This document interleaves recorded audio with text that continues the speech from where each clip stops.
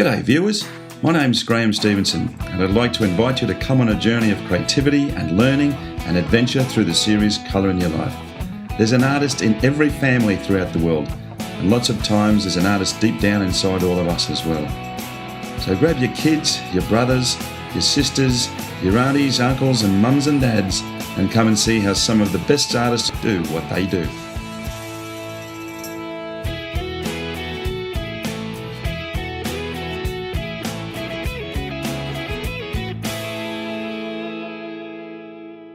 Well, hi folks, welcome back to Colour in Your Life. Well, we are in the United States of America and we are in the state of Utah, and you are going to see some artwork today that's going to blow your mind. When I first saw this gentleman's artwork, I thought, my God, I thought they were photographs. I'd like to introduce you to Geoffrey Blackburn. Geoffrey, thank you for being on the show. It's a fantastic privilege to be here. You didn't have any formal training. You did go to Utah University. I did probably about a year, maybe a year at the University of Utah. They actually let me bypass a bunch of the stuff I should have been doing, but they liked my work, so they let me into some advanced classes. This is actually one of Jeff's paintings in the back here. And what you're going to do with us today is explain how you sort of put these together. I mean, they're unbelievably detailed pieces. I mean, some of the most detailed landscapes I've ever seen in my life. And that even as a small size, you can blow them up to the size of a bed sheet and they still hold their character together. One of the things that distinguishes the way I paint this country from anybody else that I know is that I actually paint the geology accurately. So I've sold a lot of paintings to geologists and mining companies because the geology is accurate. So that's what's one of the distinguishing features of what I'm doing. And it's amazing. They literally are some of the best landscapes I've ever seen in my life. And then you've come to a situation these days where you actually take the photos and then you manipulate a lot of the photos that you've got. Now you've got some models that you originally made at one stage, and then you took these maquettes after you've done the original models and put these tiny little birds in here. But you can see just by the detail on this screen here how extraordinary this man's work actually is. It's just amazing. So what we're going to do now is we're going to go upstairs and we're going to watch you paint. Now I don't know, it takes you like thousands of hours, isn't it, just to do one of these? Well, at least hundreds anyway. Yeah, it's like, yes, the detail is quite mind-boggling, but we're going to go upstairs to Geoffrey's studio and we're going to make a start in there and go through all of his techniques and talk about this fascinating man's life as we go along. So let's duck upstairs.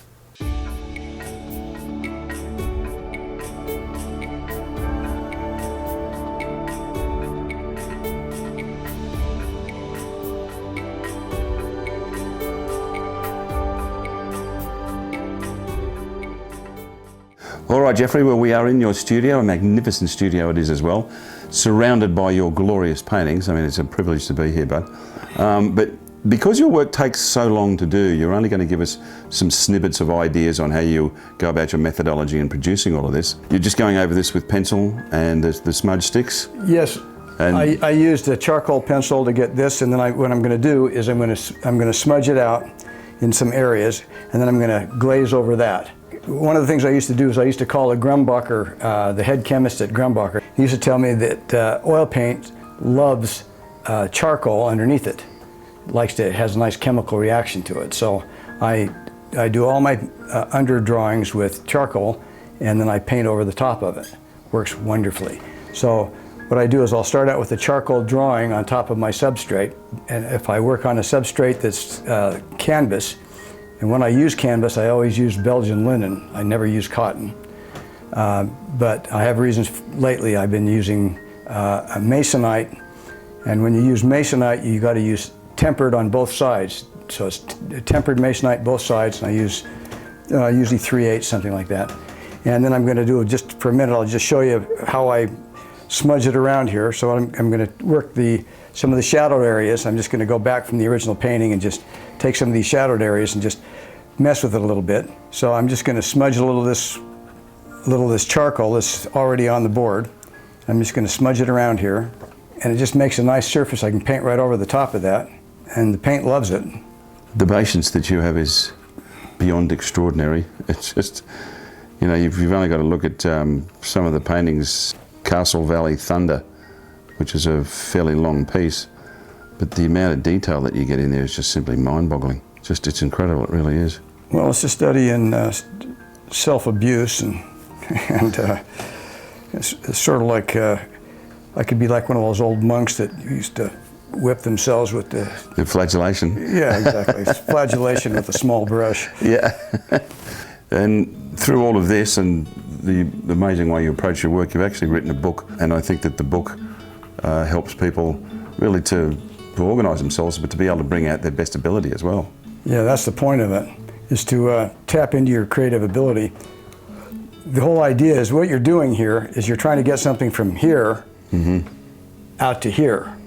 That's the whole point. It's like, as long as it's here, nobody can see it. As soon as you bring it out here, then that's the object of the exercise. So the book, the whole essence of the book is to make that transition. So it's like beaming something from one universe into another. That's the point of the book. And I've laid out the steps, and they work. And the proof of it is my paintings. Yeah, without a doubt. Everybody does it, by the way. Everybody's doing it all the time, but most people are pretty much unaware of how it is that they do it, so there's no consistency in the way that they do it.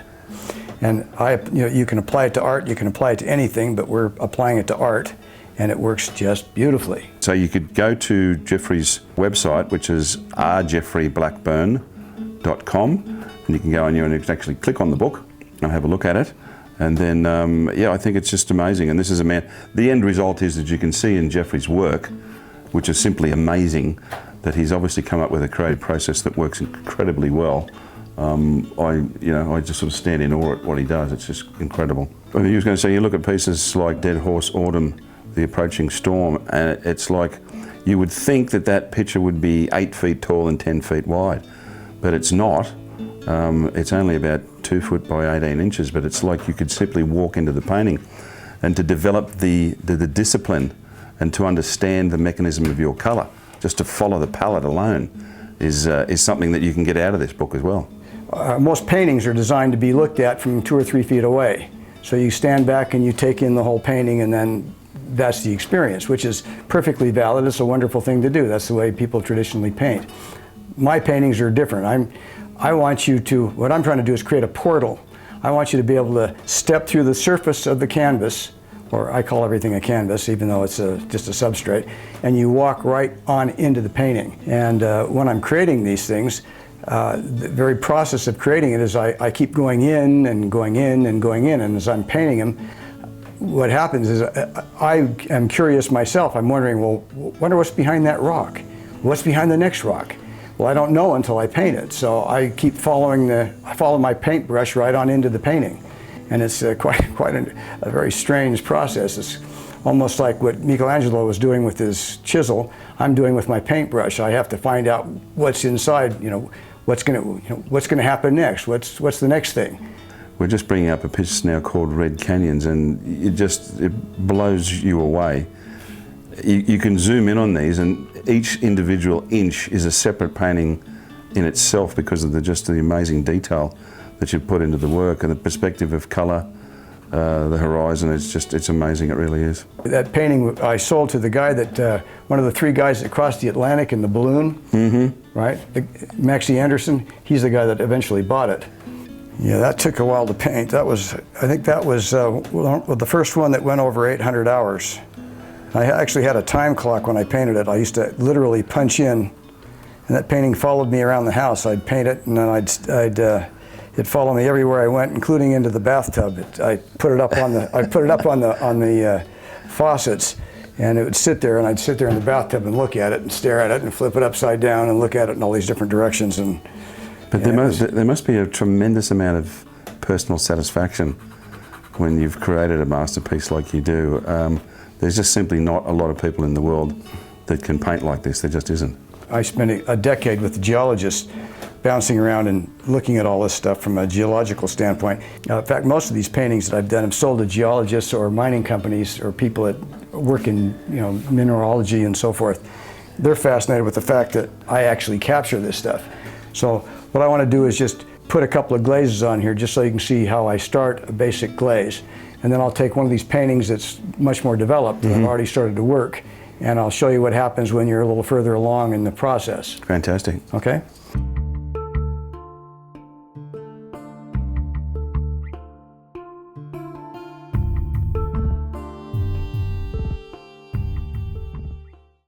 Okay, I'm going to take my palette paper, and what I do is I cut a square out of it. I do my mixing on the outside, and I put my paint on the inside. I mix on the outside because I throw the outside away every day because the paint dries because of the mediums that I use. It's a really cheapy way of doing something on a really cheap palette. Works perfectly. I advise it. Okay, so that's thing one. Okay, so now when I do the paint, put the paint on, I use an unbelievably miserly amount of paint. Now the formula for a successful painting career, if you're listening to the people that run the galleries, the gallerists, love that word. Anyway, they like lots of paint, big paintings, big thick paint strokes. I do small paintings normally, hardly any paint, and everything just exactly the opposite. So if you want to, ignore everything I say, feel free. However, what I do works just dandy for what I do. So the first color I put on there was a really gorgeous looking, wherever it was, it just disappeared. Yes, this is a King's Blue Light. It's made by Old Holland. Gorgeous color. And the other color I just put on here was a greenish umber made by Utrecht. Also a nice color. And this one is an indigo, Winsor Newton indigo. And sometimes I like to call and torment the head chemist just to see what they have to say if I have a question. So I recommend doing that too. This is the only yellow I ever use, which is Naples yellow. And that can be Rembrandt or, see, I think I'm using a Rembrandt Naples here. And let's see. And some Winsor Newton titanium white. And again, you see there's hardly any paint on my palette. And this little bit of paint will last me, if I actually come into the studio every day, this will last me for probably 2 weeks, just that little tiny bit of paint that I have in there, amazingly enough. So does it dry out quickly in the hot Utah summer? Not really. Yeah. There actually is a way, if you have oil paint, I learned this, 60 years ago. I actually took an art class a long, long time ago from this beatnik couple, and this was way back before hippies. This is back in 1960. In fact, I remember listening to Kennedy talking on the TV when I was listening to these guys were telling me this. They're teaching me how to preserve your oil paints after a painting session. And they said you can scrape it off and you can take a jar of water and take the paint and scrape it off and scrape it on the inside of the bottle. So you scrape it off your palette, put it on the inside of a bottle, fill the bottle up with water, seal it up. The next day you go back in there and you can scrape it out of the bottle and put it back on your palette and it'll stay viable. Works like a charm. Yep. So if you're one of those people who like to paint with a lot of paint, do that. It'll keep your paint going forever. Now I'm going to use the medium. So there's 3 different mediums I would use if I was going to paint a bigger painting than this. But for this particular painting, there'd be 2 mediums I'd use for this one. I'd use this Max Medium Quick Dry by Grumbacher. And the reason I'm using this is because this guy, I think I mentioned his name, George at Grumbacher, the head chemist, he recommended this to me. And it's been great medium. It dries, it's completely dry in 24 hours. And after about 2 hours of painting, it'll start to gum up and get like honey. So you want to get your painting done quickly. And I never mix it with anything other than the paint. So I do that. So this is the way I paint. I'll go in with a straw, take out a drop, and that's it. That's what I'll use for a session right there. That's pretty cheap. That's one brush stroke for any other artist. That's half a painting for you. Yes, exactly. That's pretty much. That's about all I use, and probably won't even use most of that. It'll dry out. Okay, so I mix up a little tiny bit here. You can't actually see it from that side over there, but I will share with you. Little tiny bit, see? Yep. Little tiny bit, like that. Not much. I'll put this over here just so you can see what I'm doing. Okay, so I'm going to go in here with some little ultramarine purple. Just thin it down so there's hardly anything in there. And I'm just going to go up here and start working in here. And they're reasonably translucent? Yeah, it's totally translucent. Yeah. It looks about like it does on the palette. So I'm going into the shadows here and I use these purples all the time. Particularly so what you're doing is you're kind of alternating between a warm purple and a cool purple. And the warm purple is the dioxazine is a warmer purple, and the ultramarine is a cooler purple. Yeah, I think what a lot of people don't realise across the world, it came as a bit of a surprise to me when I first started exploring Arizona and New Mexico and Utah when I was young, is that you get a lot of snow in these areas as well. As hot as it is a desert area. Oh yeah. You get snow everywhere, and you've got one called Moab Blues. Yeah, there's one in there called Dead Horse Winter that I painted at the same time. Yeah. And that's a painting of Dead Horse Point. It was one of those days it was so cold that the hair in your nose would freeze. You know, the breath would freeze. It was just, and the ice crystals everywhere, and the snow was blindingly bright. It would hurt your eyes. It was so bright. Well, there's another one talking about snow. Bryce Canyon. Oh yeah. I've been there myself. I mean, Zion, Bryce, Arches National Park. They're all around this area, but they are spectacular scenery, isn't it? Yes. So what I've done here so far, so I'd started with the purples. I started working the purples into the area, into some of the shadows. So I'd go up here, I'd probably use some of these same purples, maybe add a little dioxazine, and I'd go up in the clouds. There's some purples up in the clouds, so I'd probably start working some of the purples up into the clouds, same thing. So in your style, I mean, it just glazes layer upon layer upon layer. Yeah. So you get to a place where then you want to start refining it then. Yeah, you just keep working it, you kind of smear it in, and then you let it dry. Mm-hmm. And then so I just work it like this, and then I probably come back after all this dries, which will be tomorrow. And then, so there's that. So then if I want to start working in some of the, say we start going in some of these browns here. Mm-hmm. So off I go. So I'm just glazing right on over the charcoal. I'm getting a nice base down. So while this is going to dry, I'm working in around the purple, even over the purple a little bit. Doesn't really matter. Okay, so you've seen this little bit apart, how you work with the charcoal, how you get some of the paint on the board, and what happens. So you can paint directly over the charcoal. You don't have to actually fix it. You can actually paint right over the charcoal. Just blow it off. But I like using a charcoal pencil. It works great. You can get some nice detail in there. And you can and then you can use water, and you can kind of feather it out and make some cool stuff happen, get your shadows in there, and then you can build on those shadows, and then you can kind of paint over it and glaze over it, and then off you go. So now what we're going to do is we're going to segue into a couple of other paintings in later stages of development.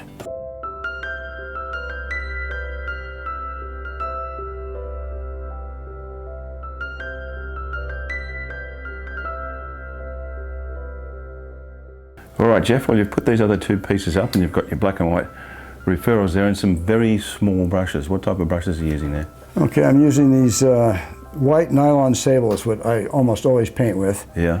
I'm going to be working in the water here, and I think I'm going to start up here and see if I can knock these shadows down a little bit. They're a little bit bright yet, so I'm going to throw a glaze in the shadows and see if I can bring them down just a wee bit. Make these pop a little. And you've sold your work to some quite famous people over time too. President Reagan, and then actor Robert Redford has some of your work as well. And a well-known brand name, which I think we all probably have known since we were kids, or at least people born around the time and you and I were, was Dr. Armand Hammer.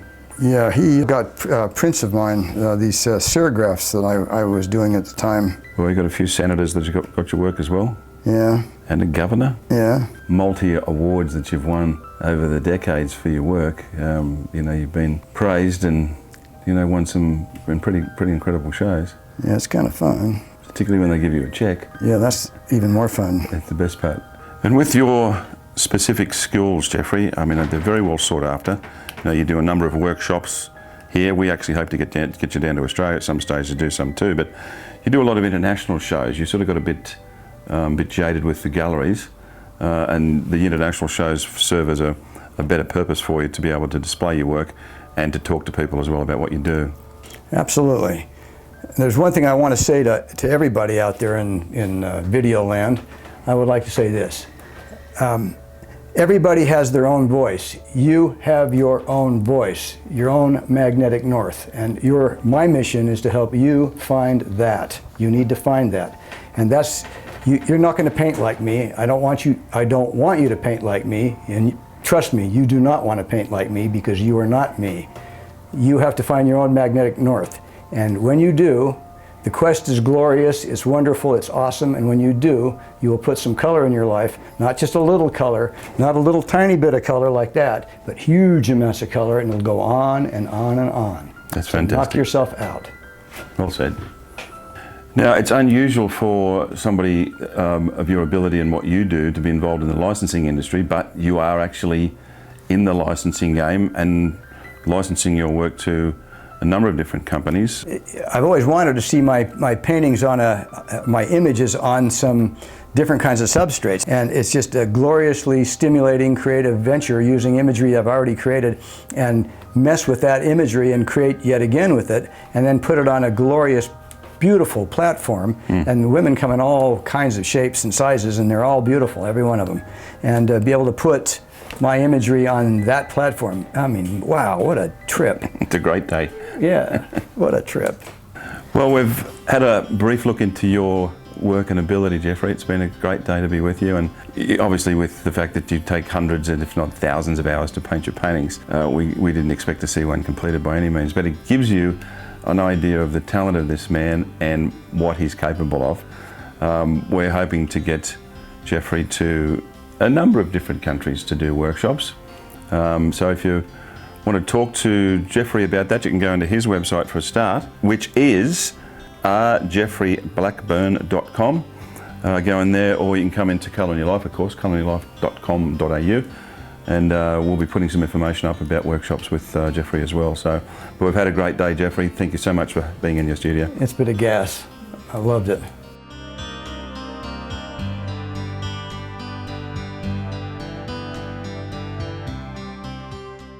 Well, without a doubt, one of the most amazing landscape artists I've ever come across in my life. Geoffrey, it's fantastic to be here. Thank you, sir. I Really enjoyed was. it. And you're an absolute wealth of knowledge. That's the thing that I found by being here with Geoffrey, is that the knowledge he has about art and about just creativity on its own is quite overwhelming. So once again, your website address is geoffreyblackburn.com. And also go in there and have a look at his book. There's a lot in there. It's about creativity.